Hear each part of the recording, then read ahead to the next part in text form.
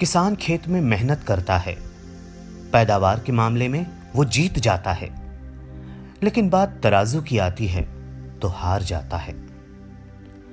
यही वो बात है जिसने बरसों से खेती में किसानों के उत्साह को कम किया है और वो खेती छोड़ते रहे हैं। लेकिन असम के तपन बरुआ ने इसका भी समाधान ढूंढ लिया है। इस युवा ने अपने पास की मंडी में ही एक दुकान किराए पर ले ली। अब तपन के खेत में जो कुछ भी पैदा होता है वो खुद मंडी में जाकर बेचता है। नमस्कार, सनसेट टीवी की टीम आपको स्मार्ट खेती दिखाने के लिए पहुंची है असम के नौगांव जिले में। ये नौगांव जिले का सेंसुआ गांव है। यहाँ पर हम खड़े हैं तपन बरुआ के खेत में। ये 3 एकड़ का खेत है। करीब 5 तरह की सब्जियों को यहाँ उगाया गया है। यहाँ पर विड्स की यानी खरपतवार की बहुत समस्या थी। यहाँ पर बाढ़ की, पानी की बहुत समस्या थी। यहाँ पर किस तरह से उन्होंने इन समस्याओं से इनोवेटिव तरीके से कैसे निजात पाई है, ये हम समझने की कोशिश करेंगे। और कैसे उन्होंने इस पैच से 3 महीने तो उनके ऐसे होते हैं जब रोजाना वो 6,000 रुपया आमदनी करते हैं। ये आमदनी उन्होंने कैसे हासिल की है, देखेंगे स्मार्ट खेती में।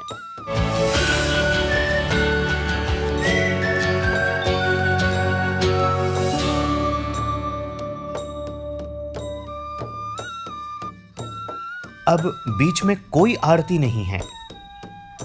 तपन अपनी उपज की पूरी कीमत वसूल करते हैं। सब्जी हम लोग पहले कमीशन में बेचते थे। अभी हम 10 खेत वालों मिलके मंडी में ही दुकान खुद का ले लिया है। तो अपना खेत का माल खुद के दुकान पे ही अभी बिकते हैं। अभी 20 का कमीशन का कोई सिस्टम ही नहीं है। अभी जितना बिकता है सब अपना है। असम गन्ना प्रधान प्रदेश नहीं है, लेकिन फिर भी तपन ने हमें गन्ने का जो गणित बताया वो गन्ना बेल्ट के किसानों के लिए भी एक रास्ता है।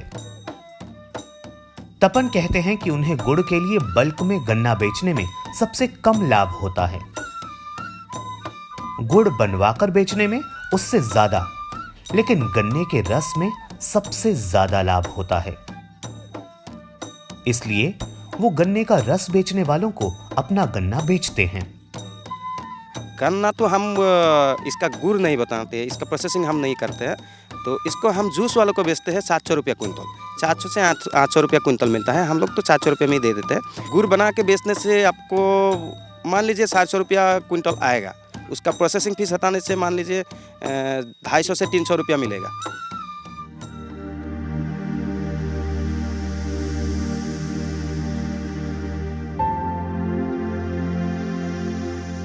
व्यापार में समय की समझ बहुत मायने रखती है। यही वजह है कि तपन अपने गन्ने गोवर्धन और छठ पूजा जैसे त्योहारों पर जमकर बेचते हैं और खूब कमाई करते हैं। खेत में क्या करते हैं, एक बार पहले तरबूज लगाते हैं। तरबूज का सीज़न ख़त्म होते ही तो जून महीना तक का हम लोग ख़त्म होता है। तो उसके बाद उसी मालसिंग पे, उसी बेत पे दूसरी बार हाल जुताई करने का कोई काम ही नहीं है, खाद डालने का काम नहीं है। उसी बेत पे हम लोग दूसरा क्रॉप लेते हैं। तो वही मालसिंग पे, वही खर्चा पे हम लोग 2 क्रॉप लेते हैं। तो हम लोग का प्रॉफिट इसलिए ज़्यादा आ रहा है। और दूसरी बात यह क्या है, ये मालसिंग भी हम लोग मिनिमम 2 ईयर्स यूज़ करते हैं। ये पिछले साल का मालचिंग है। उस पर तरबूज लगाया, उस पर फिर भिंडी लगाया, कहीं कहीं पे खीरा लगाया, करेला लगाया था। वैसे इस साल भी इसको यूज़ कर रहा है। तो अगले साल देखते हैं इसको फिर से यूज़ कर सकते हैं या नहीं कर सकते, देखते हैं। अगर ठीक रहेगा तो उसको 3 साल यूज़ करेंगे, नहीं तो 2 साल तक तो एक बार मालचिंग खरीदने से हम लोग का वो यूज़ होता है। तो उसका खर्चा कमती होता है, तो प्रॉफिट इसीलिए हम लोग को ज़्यादा मिलता है। रोज़ का हिसाब लगाए तो खर्चा छोड़ के 6-7 हज़ार रुपया, 6 to 7,000 रुपया आता है। थोड़ी सी मेहनत और व्यापार की समझ तपन के हंसते खेलते परिवार की कहानी है। ये कहानी हमेशा से इतनी खूबसूरत नहीं थी, लेकिन जब से युवा तपन ने खेती की कमान संभाली, तब से खेती उसके लिए खुशी की वजह बन गई है। अगर आप गन्ने की बात करें तो गन्ने को अगर आप ऐसे ही बेचते हैं तो वो यहाँ पर 250 से 300 रुपया उसका मिलता है। अगर गुड़ बनाकर बेचते हैं तो 400 रुपये तक आप उससे आमदनी ले सकते हैं। लेकिन यहाँ बरवा साहब उस गन्ने का जूस जो है, जो जूस वाले हैं उनको गन्ना बेचते हैं 700 रुपया प्रति क्विंटल। और यही गन्ना छठ के आगे और पीछे 2 दिनों में जब बेचते हैं तो 20 क्विंटल गन्ने को 40,000 रुपये में 2 दिन में बेच देते हैं। ये जो सेल की जो मार्केटिंग की जो समझ है, ये समझ कहीं ना कहीं किसान को, बरवा साहब को एक कामयाब किसानों की कतार में लाकर खड़ा कर देती है। पश्चिमी उत्तर प्रदेश और हरियाणा के किसानों के लिए भी गन्ने की इतनी कीमत पाना आसान काम नहीं है। यहाँ पर आपके अंदर भी अगर ये समझ है, ये कलाकारी है, ये स्मार्टनेस है, आप भी अगर स्मार्ट खेती करते हैं तो हमें जरूर बताइए। हम एक ब्रेक ले रहे हैं और ब्रेक के बाद जब वापस आएंगे तो हम आपको दिखाएंगे एक और स्मार्ट किसान और उसकी स्मार्ट खेती।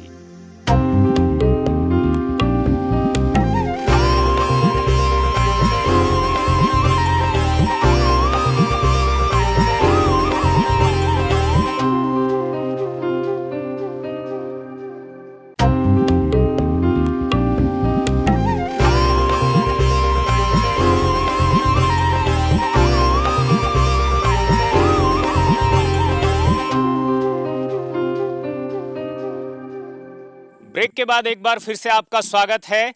मैं आपको लेकर आया हूं स्मार्ट खेती में कामरूप मेट्रो के बोगीबारी गांव में। यहां पर फिश फार्मिंग के साथ इंटीग्रेटेड फार्मिंग को किस तरह से किया जा सकता है, इसके नायाब तरीके सुझाए गए हैं। केवल सुझाए नहीं गए बल्कि एक मॉडल खड़ा किया गया है करीब 100 बीघा लैंड में, यानी 33 एकड़ में। यहाँ पर जो फिश फार्मिंग है उसके मेटिंग से लेकर के और उसके पूरे पालन तक की जो प्रक्रिया है वो यहाँ पर दिखाई, बताई और सिखाई जाती है। किस तरह से यहाँ मछली पालन किया जाता है। यहाँ पर 5 तरह के पेड़ करीब करीब यहाँ पर लगाए गए हैं। केले का यहाँ पर फार्मिंग है। केले के पत्ते, एक मछली की वैरायटी ऐसी भी है जिसके लिए वो फीड का काम करते हैं।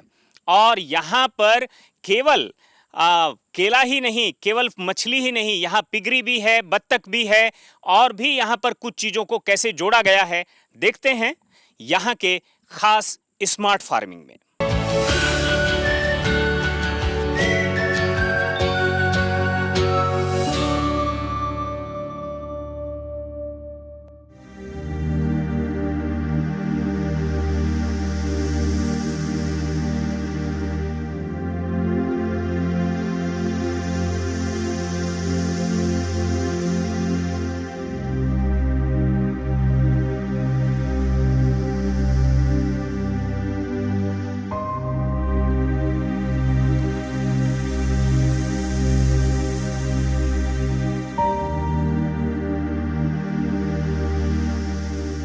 आपने सह फसली के बारे में तो सुना होगा, लेकिन आज हम आपको दिखाएंगे सह मछली, जहां तालाबों में मछली पालन तो उसकी मेढ़ों पर केला, पपीता समेत कई फलदार पेड़ लगाए गए हैं।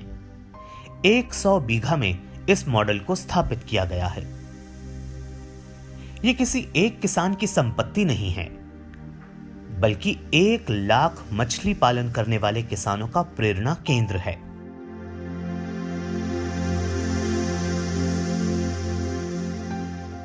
असम के कामरूप जिले के बोगीबाड़ी गांव में सामूहिक प्रयास के इस केंद्र की नींव डाली गई। नाम रखा गया है कलंग कपिली।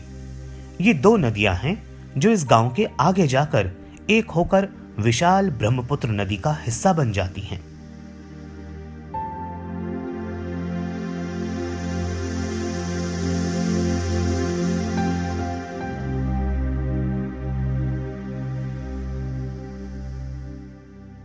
यही विशालता यहां की प्रेरणा है जो करीब 1 लाख किसानों को साथ लेकर आई है।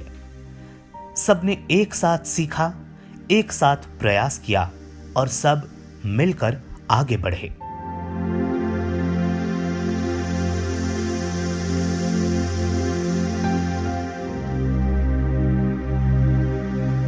उनके इस प्रयास को देखते हुए नाबार्ड जैसे संगठनों ने खूब साथ दिया। ये जो हमारा ज़मीन है, आपने देखा, इस ज़मीन को हम लोगों ने एक डेमोन्स्ट्रेशन यूनिट बना लिया, एक मॉडल है जिसमें फ़िश फार्मिंग कैसे करना है, फ़िश फार्मिंग के साथ इंटीग्रेशन कैसे होना है। जैसे बनाना, आप लोगों ने देखा बनाना है, इसमें पपिया है, किंग चिली है और वेजिटेबल्स भी है, एरिका नट भी है।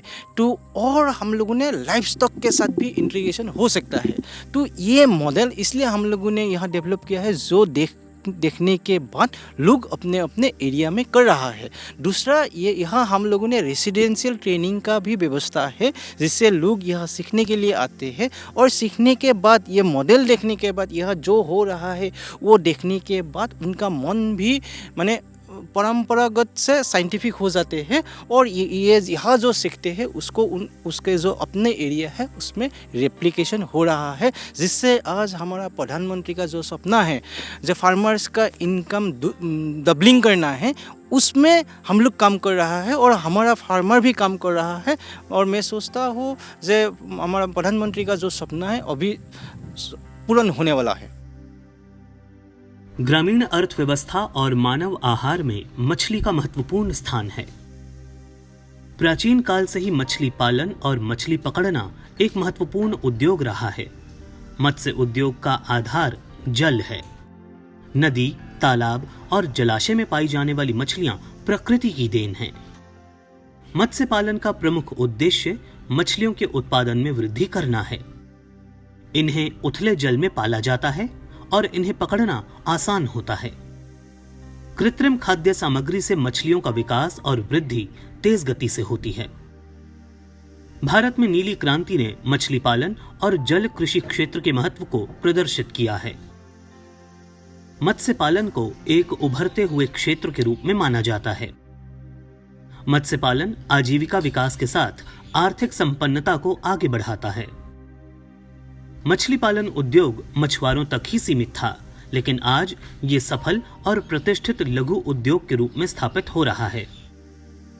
नई नई टेक्नोलॉजी ने मछली पालन क्षेत्र में क्रांति ला दी है। खाद्य पूर्ति में वृद्धि के साथ साथ विदेशी मुद्रा अर्जित करने में भी महत्वपूर्ण भूमिका अदा कर रहा है। भारत मत्स्य उत्पादक देश के रूप में उभर रहा है। बदलते वैज्ञानिक परिवेश में इसके लिए कृत्रिम जलाशय बनाए जा रहे हैं। मछली की बढ़ती मांग से भारतीय बाजार में मत्स्य उद्योग का अच्छा स्थान है। मछली से हमें कई तरह के उत्पाद प्राप्त होते हैं, जिनमें तेल प्रमुख है। भारत के हर राज्य में इस व्यवसाय को प्रमुख स्थान मिल चुका है। तालाब और टंकी बनाकर भी मत्स्य पालन शुरू किया जा सकता है।